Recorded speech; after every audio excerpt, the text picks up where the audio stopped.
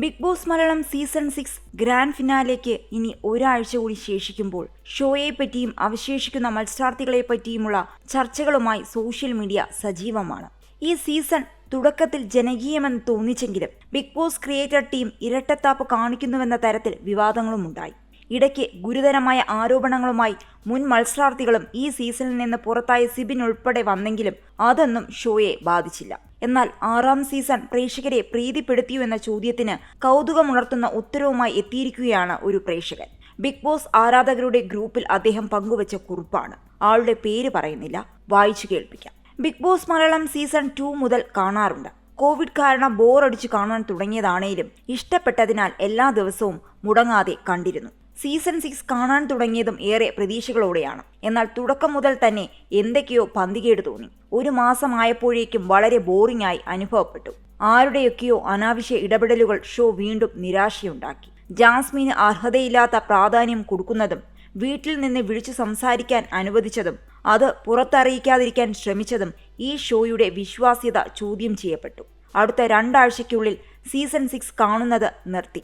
കാഴ്ചക്കാരുടെയോ vote ചെയ്യുന്നവരുടെയോ ഇഷ്ടം കണക്കിലെടുക്കാതെ മറ്റാരുടെയോ താല്പര്യത്തിനു വേണ്ടി മാത്രം മുന്നോട്ടു പോകുന്ന ഒരു ഷോ.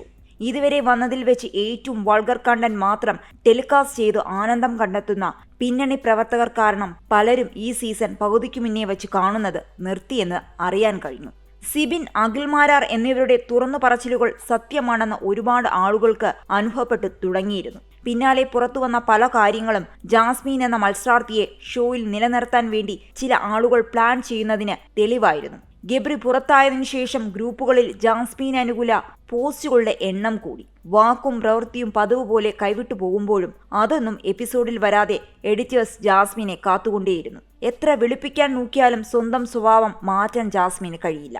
പ്രായത്തിന്റെ പക്വതയില്ലായ്മയല്ല, മറിച്ച് പഠിച്ചതും ശീലിച്ചതും ഇങ്ങനെയാണ്. അത് മാറാൻ പ്രയാസമാണ്. സ്വന്തം അച്ഛനെ വകവയ്ക്കാതെ വിവാഹമുറപ്പിച്ച ആളെക്കുറിച്ച് ആലോചിക്കാതെ നെഗറ്റീവ് പബ്ലിസിറ്റി കൊണ്ട് ടൈറ്റിൽ നേടാൻ അത്രയ്ക്കും തരം താഴാൻ കുറച്ചൊന്നും പോരാ തൊലിക്കട്ടി. പുറത്തെ വിവാഹം ഉറപ്പിച്ചതോ കാമുകൻ അല്ലെങ്കിൽ കാമുകി, ഭർത്താവ് അല്ലെങ്കിൽ ഭാര്യയുള്ള ആളാണ് നിങ്ങളെങ്കിൽ ഇതുപോലെ ഒരു പബ്ലിക് ഷോയിൽ പോയി അവിടെ കാണുന്ന ഒരാളെ കെട്ടിപ്പിടിച്ചും ഉമ്മ വച്ചും കടിച്ചും മറ്റും പലതും കാണിച്ചും എങ്ങനെയും കപ്പെടുത്താൽ മതിയെന്ന മനോഭാവം ഉള്ളവരാണോ? ആണെങ്കിൽ നിങ്ങൾ ചെയ്യുന്നത് നിങ്ങൾക്ക് ശരി. ഇതാണ് കുറിപ്പ്. അതേസമയം ജാസ്മിൻ ജീവിക്കാൻ പഠിച്ച പെണ്ണാണെന്നാണ് ജാസ്മിൻ ആരാധകർ പറയുന്നത്. നല്ലതോ മോശമോ പബ്ലിസിറ്റി എന്ന കാര്യം അവൾക്ക് നന്നായി അറിയാം. ബിഗ് ബോസിൽ 100 ദിവസം നിൽക്കുമ്പോൾ കിട്ടുന്ന പ്രതിഫലം, ഇന്റർവ്യൂ, ഉദ്ഘാടനം, ചാനൽ പരിപാടികൾ, പരസ്യം, യൂട്യൂബ് വരുമാനം, ഇങ്ങനെ ഈ വർഷം അവൾക്ക് കുറഞ്ഞത് 2 കോടിയെങ്കിലും ലഭിക്കും. കൂടാതെ ഭാഗ്യമുണ്ടെങ്കിൽ സീരിയലിലോ സിനിമയിലോ ചാൻസും കിട്ടും. ബിഗ് ബോസ് കാരണം ഒരു ചെക്കൻ പോയെങ്കിൽ അതേ ബിഗ് ബോസ് കാരണം 100 ചെക്കന്മാർ വേറെ വരും. ഈ കാണുന്ന സോഷ്യൽ മീഡിയയിലെ ഹേറ്റ് ക്യാമ്പയിൻ കൊണ്ടൊന്നും തളർന്നു പോകുന്ന ടൈപ്പ് പെണ്ണല്ല ജാസ്മിൻ എന്നാണ് ഒരു ആരാധകൻ പറയുന്നത്.